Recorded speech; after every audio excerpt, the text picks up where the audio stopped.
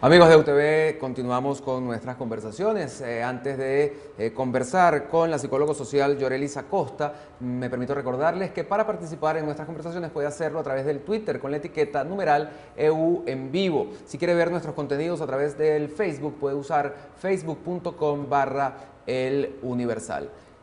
Ahora sí, como había dicho, Yorelis Acosta, psicólogo social, investigadora, docente de la Universidad Central de Venezuela, de la Universidad Católica Andrés Bello, especialista,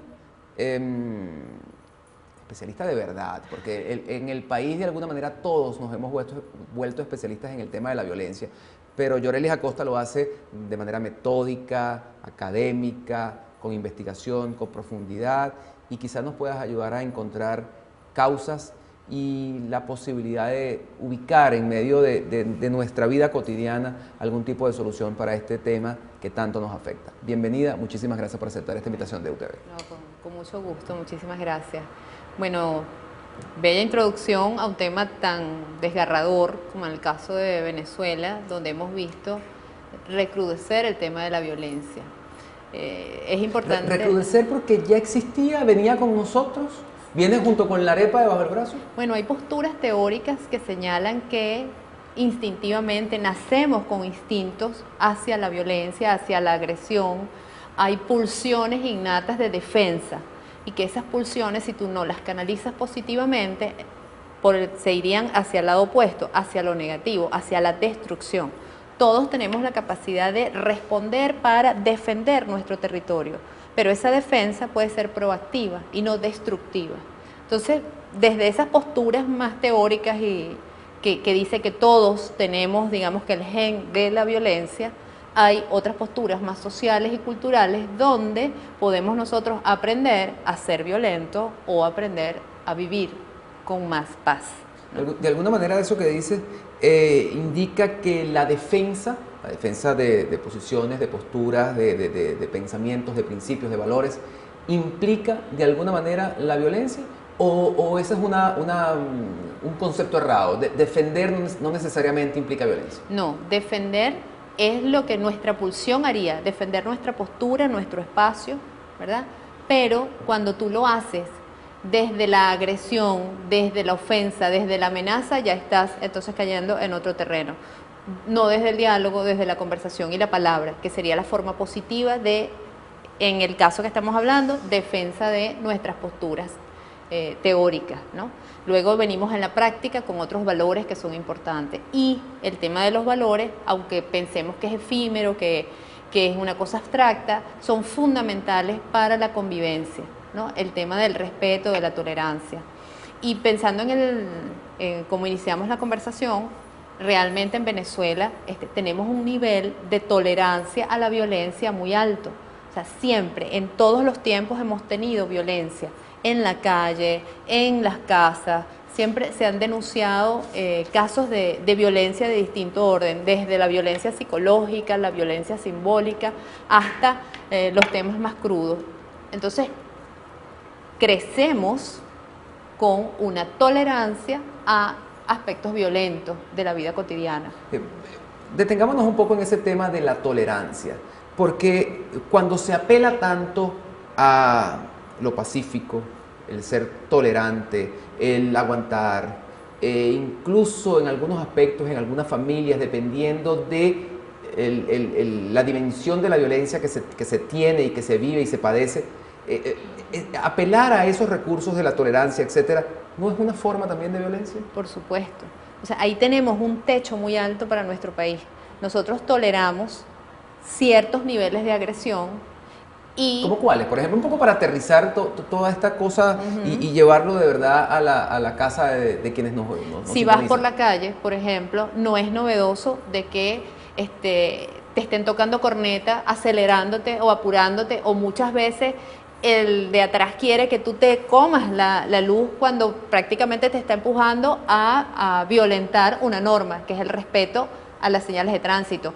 Y el respeto a las señales de tránsito, quedémonos en ese ejemplo, es importantísimo. Eso incluso afecta tu tranquilidad. ¿Cómo nos sentimos nosotros cuando tú tienes que tomar la autopista o cuando tienes que transitar por los espacios que tienen muchísimo tránsito? Y hay muchísimas motos en este momento sin ningún tipo de control. O sea, que tú vayas manejando por tu canal y venga una moto en contrasentido o vengan los avispados, que es otra de las características que se le ha dado al venezolano, el señor que no quiere hacer su cola, sino que viene por el hombrillo y se te quiere meter adelante. Entonces, la anarquía, la impunidad, ¿son formas de violencia? son definitivamente. Cuando tú estás pisando, maltratando el derecho del otro, cuando tú no discriminas entre lo que es mi espacio y el otro y mi comunidad, ya estás ejerciendo formas de violencia.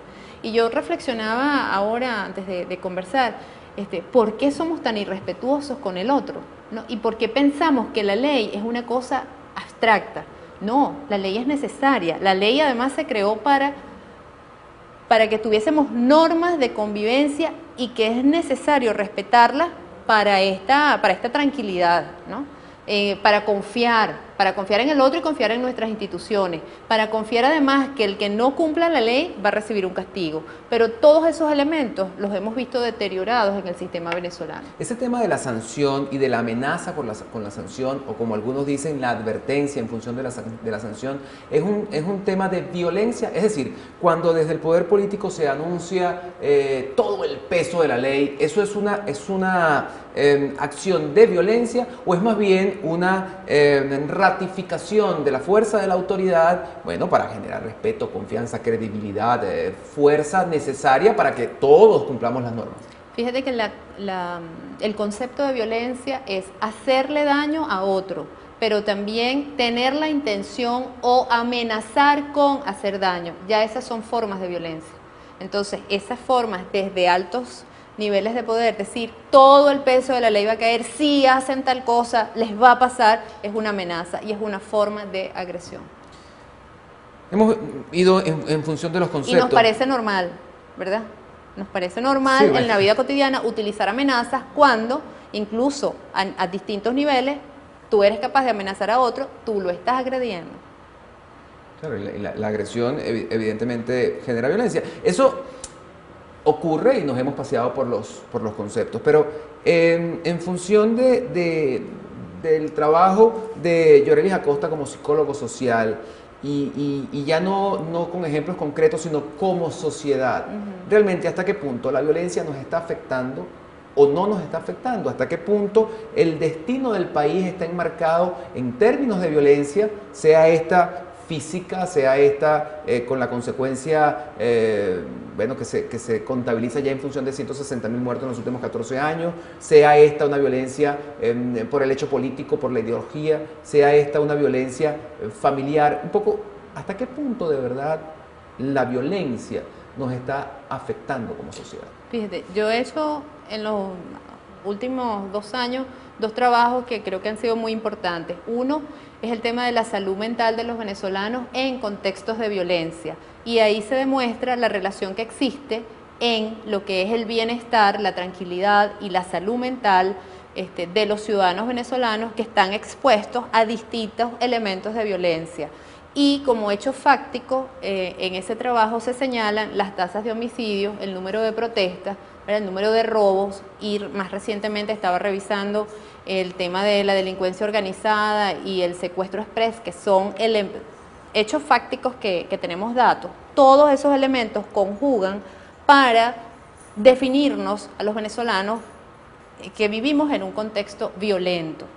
Adicionalmente, otro de los elementos que afectan la tranquilidad, y entendamos por salud mental en el concepto más general tranquilidad, bienestar, son los elementos económicos, y también los tenemos, ¿verdad? Tenemos muchas preocupaciones de orden económico que afectan tu tranquilidad. Entonces, en ese trabajo se demuestra que hay una relación directa entre condiciones del contexto que afectan tu tranquilidad, y por supuesto a mayor violencia va a haber más desasosiego. Entonces hay una lista de consecuencias que se registran en las personas que participaron en esa investigación, desde problemas físicos o psicosomáticos, gente que tiene alteraciones de sus funciones vitales, que no puede dormir, que tiene alteraciones de la alimentación, y hay un incremento en solicitudes de consultas psicológicas, así como de consultas médicas, por este efecto que tienen las condiciones externas en tu tranquilidad. Hay una situación que se viene dando en el país reiteradamente y que mencionaste, que es el tema de las protestas. ¿Hasta qué punto las protestas, digamos, como acción de derecho, se constituyen en violencia? ¿Hasta qué punto realmente ese hecho es violencia?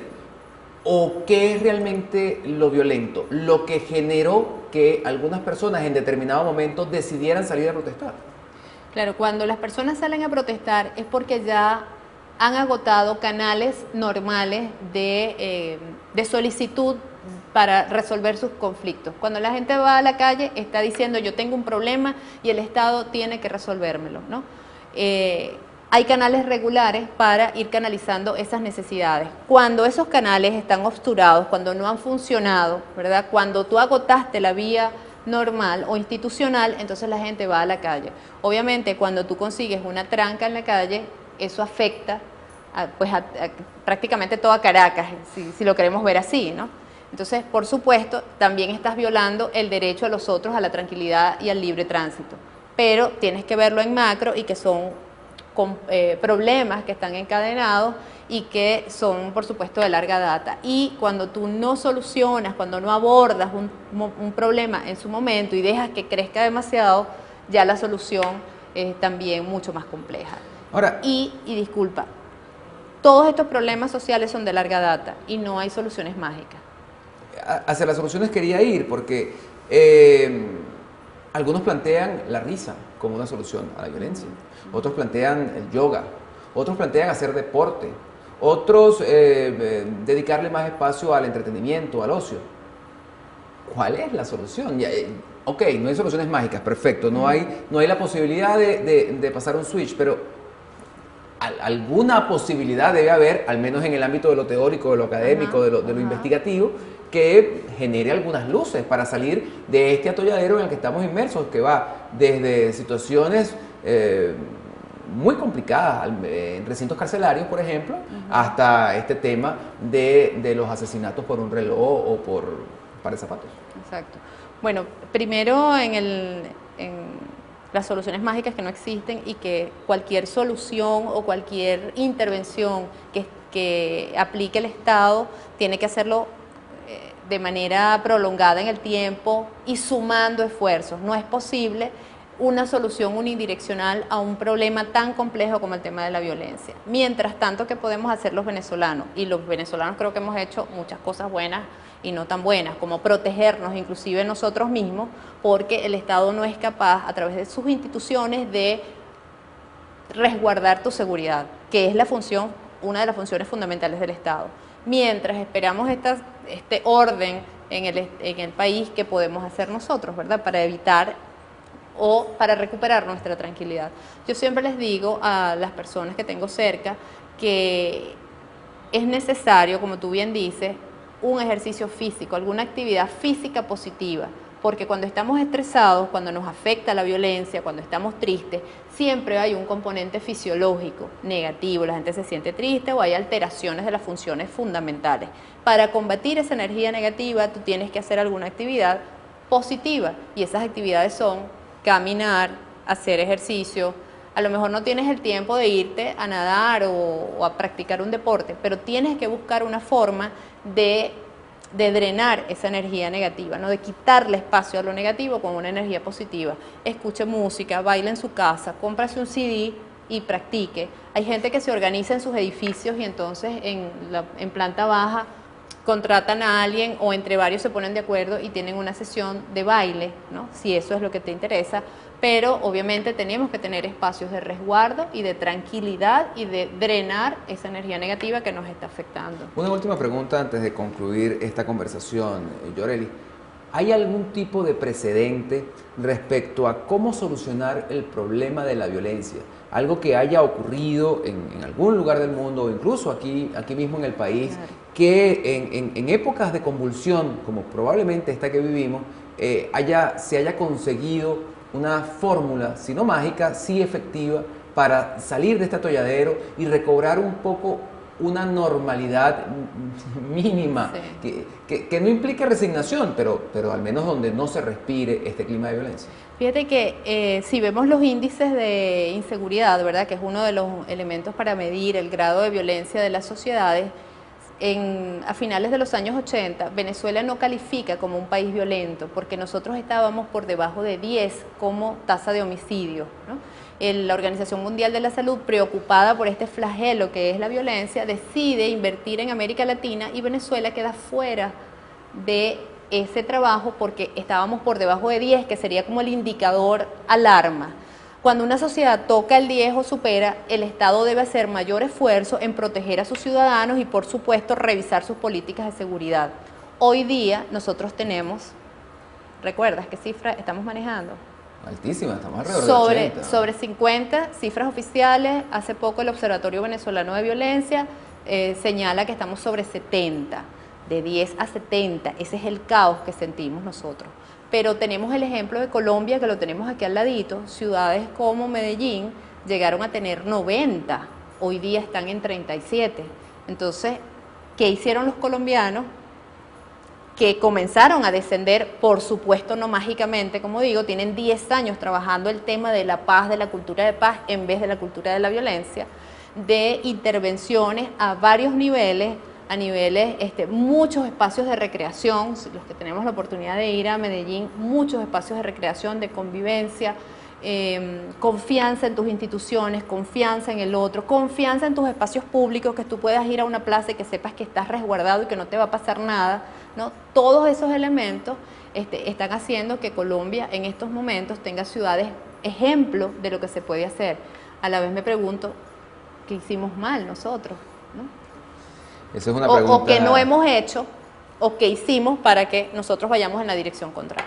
Probablemente parte de la respuesta al que hicimos mal se encuentre precisamente en el que no hemos hecho. Yorelis Acosta, psicólogo social, profesora, investigadora de la Universidad Central y Universidad Católica Andrés Bello, muchísimas gracias por habernos acompañado esta tarde aquí en EUTV. Bueno, gracias a ustedes también. Amigos, nosotros nos vamos a despedir, no sin antes recordarles que este jueves 24 de octubre, a partir de las 9 de la noche, EUTV ofrece un abreboca de lo que será su programación para los meses por venir. Todas las noches, el espacio nuevo de Francisco Bautista, Kiko Bautista y Carla Ancola estará esta noche a partir de las 9. Un abreboca, un único programa, no se lo pierdan allí. Estarán como invitados varias de las personas que harán posible que EUTV se convierta ciertamente en el canal por internet de Venezuela. Los invito a que lo vean a partir de las 9 de la noche. Hasta entonces.